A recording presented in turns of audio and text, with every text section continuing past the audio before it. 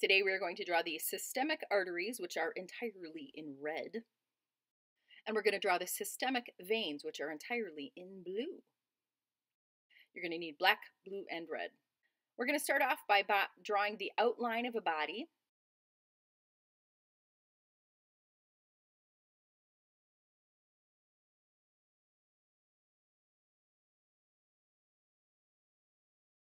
We'll begin with our red marker, which, as you probably guessed, indicates the systemic arteries. Now, the systemic circulatory system begins in the left ventricle of the heart. So we're going to make a little outline of a heart here. And keep in mind inside of there, the left ventricle is going to be pumping blood up through the aortic semilunar valve and into the aorta. So the first arteries we're going to be drawing are actually these three tubes that come up from the aorta. And go ahead and draw the branching as you see there. Now the thick stubby part all the way to the right there that branches immediately into two branches, that thick stubby part is called the brachiocephalic artery, and it branches into the carotid artery, the right carotid artery extending toward the head, and the right subclavian artery, which extends in the direction of the arm. The next one over is going to be your left carotid artery extending toward the head, and then the left subclavian artery extending toward the arm. Then go ahead and draw a descending vessel. This is actually going to be called the descending aorta, and go ahead and draw that aortic arch as well. Now the descending aorta is still a part of the aorta. Oftentimes we think of the aorta as only being the arch, but it turns out the aorta extends all the way through the abdominal cavity, and in the inferior most part of it, it is called the abdominal aorta, and in the superior part of it, it is called the thoracic aorta. Now we're going to go ahead and extend the vessel down the length of the arm there. We actually stop at the upper arm and we do not extend past the antecubital region, but you would have an extension called the radial and ulnar arteries from here. We're going to take one of those carotid arteries and we're going to branch it into the internal carotid artery, which was drawn first. It's the more medial one. And the external carotid artery. Now the internal carotid artery is going to come up in a moment when we draw our cerebral structures. I'm going to go ahead and draw the diaphragm here, or the representation of the diaphragm, just with a dotted line so that you get the idea of the division of the thoracic aorta from the abdominal aorta. So that diaphragm is the dividing line between. Now just inferior to the diaphragm is going to be a structure that kind of sticks out. It's called the celiac artery or the celiac trunk. The celiac trunk is a pretty thick vessel that extends anteriorly, so it has kind of an angled look to it, but it's actually kind of sticking out at you. And it's going to be bringing branches to the stomach, the spleen, and the liver in the form of the gastric artery for the stomach, the splenic artery for the spleen, very, very thick and heavy blood flow there, and the hepatic artery that goes directly to the liver. Next, the next branch that we're going to draw that's just inferior to the celiac artery is going to be our superior mesenteric artery. The superior mesenteric artery actually has many branches to it, but the main branches extend directly to the small intestines. And just inferior to that, I drew it a little bit high here, so you want to give a little space there. But go ahead and draw basically a T there, renal arteries. So they're going to be extending directly to the kidneys.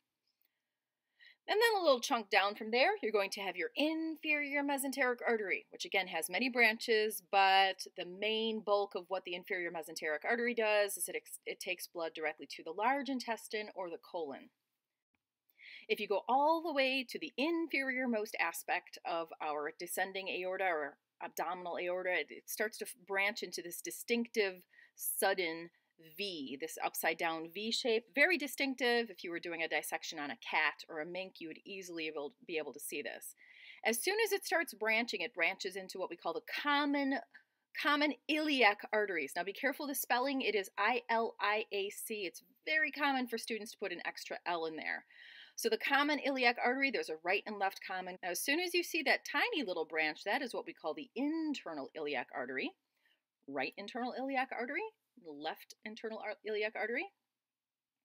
And then sort of just opposed to that iliac artery, the internal iliac artery, we're going to have the external iliac artery. Left external iliac artery and the right external iliac artery.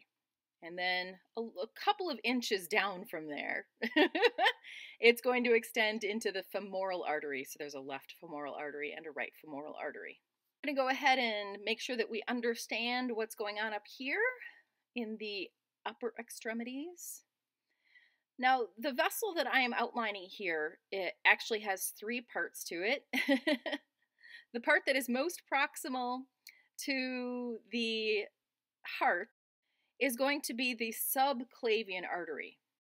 And it extends to about the point where I have this dotted line here. This never exists in any publication that I've seen, but I think maybe it'll be helpful for you to see.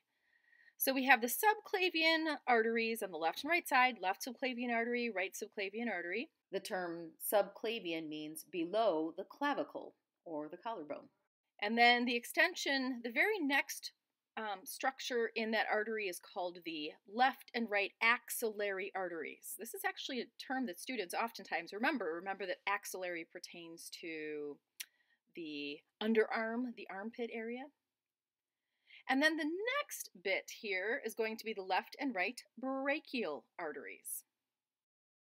I'm going to go ahead and draw a dotted line here too to separate the external iliac arteries from the femoral arteries. So again, it's an extension of the same vessel, and there's kind of like an invisible line between the two. You won't see dotted lines. I'm just giving you that purely as a teaching tool.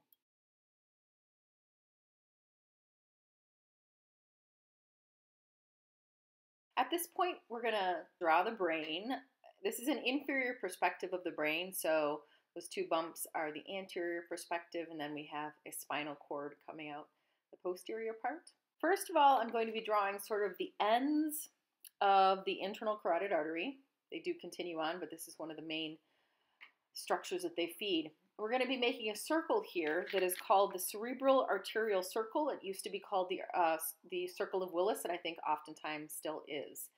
It is an anastomosis, which means that it's a circuitous pathway. It's a circuitous pathway that allows you to have alternate routes for blood to pass. In case there's some kind of a blockage or an occlusion in any of these arteries, you'll have a number of alternate routes.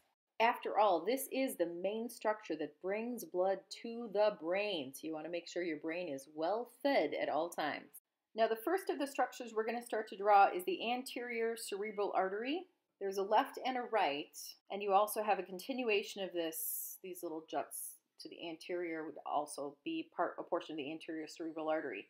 Now, the left and right anterior cerebral arteries are actually joined by a structure called the anterior communicating artery, which is the tiny structure in between those two little tubes moving forward, the anterior cerebral artery. So then when we come back to the internal carotid artery, moving backward from there, we have the posterior communicating artery. There's a left and a right, and they meet at sort of a V there. And then there are two structures on the left and the right side, which extend in the posterior direction, and these are called the posterior cerebral arteries. So what we've just drawn then is the cerebral arterial circle, or the circle of Willis. A really good perspective on this is on page 465. So that you can really check over in detail each of those structures.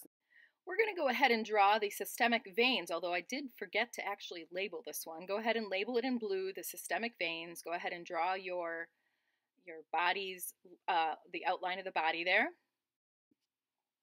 Now, in order to wrap our mind around the idea that veins return blood to the heart, we're actually going to be beginning our drawing from the extremities and taking the blood inward. So you kind of have that visual effect of, yes, blood is returning from the fingers, for example, and returning back in the direction of the heart. I'm going to make them nice and thick, and also do note there's some deliberateness to putting the vessels fairly close to the surface of the body. You notice I kind of stuck the arteries sort of smack in the middle of an arm, but it turns out that veins actually tend to travel a little bit closer to the surface. There does seem to be an evolutionary advantage to this. You may know that if you nick an artery, that it tends to squirt blood and you tend to hemorrhage and bleed out much more quickly. Well, if you have some kind of an accident and you damage your veins, they tend to not bleed out as quickly because they sort of aren't as high pressure. We're going to go ahead and draw the tubes, the veins that drain blood from the brain, the main ones here. The big one is the internal jugular vein. There's one on the left and one on the right, and then we have the left and right external jugular veins, which are a little bit skinnier, but are substantial enough it's worth including them. This is the left and the right brachiocephalic vein, the left brachiocephalic vein there, and the right brachiocephalic vein, and they will marry into the superior vena cava, which has a little tip of point there that's kind of heading back towards the heart. And remember that the superior vena cava will empty into the right atrium. We're going to return our blood from the leg. A very challenging process by the way, getting blood to return through these low pressure structures back up to the heart. And you'll notice that there's actually two vessels coming from the thigh, from the femoral region. The one that is more medial and very close to the surface of the body is the great saphenous vein, or just the saphenous vein. And it does branch into that much thicker and deeper vein, which is the femoral vein. So when we think about deep versus superficial veins, oftentimes this is what we're talking about, the difference of the saphenous vein from the femoral vein. The saphenous vein being closer to the surface of the body, so therefore it's a typical superficial vein, and the femoral vein being deeper, really buried inside of the muscles of the legs, and that is considered a deep vein. It brings up interesting case studies that are particular to either more superficial veins that have their own challenges and deeper veins that also have their own vulnerabilities. Now the extension from here then, from the femoral vein, the left and right femoral vein extends into the left and right iliac veins. And the same as with the arteries, we have internal, external, and common iliac veins, again spelled I-L-I-A-C. So the internal iliac veins are going to be those tiny little branches that are medial. The external iliac veins are going to be the ones that are just lateral to them, just the area just lateral to them, kind of the branching of the saphenous vein up until the branching of the internal iliac veins. And then after that point, as it comes back together into an upside down V, that last little bit of those veins is going to be the common iliac veins, left and right common iliac veins. Now this, believe it or not, is the inferior vena cava. We're going to be extending it up. There's only a few branches that we're interested in here. There are some other things that happen, but not many organs empty directly into the inferior vena cava. The two little cross branches that we're drawing there come from the kidneys. So this is the left and the right renal veins. And then I'm going to be just drawing some little spider-like tiny little veins that are going to be coming from our liver. Super important. And I did draw these things a little bit too high, so just be aware maybe you want to draw it a little bit lower than that. Again, I'm going to draw our dotted line that indicates the diaphragm. And I'm going to draw a tiny little heart in the space that I have. Keeping in mind that we have our inferior vena cava and our superior vena cava, and there they are. That's where they came from. They empty directly into the right atrium of the heart.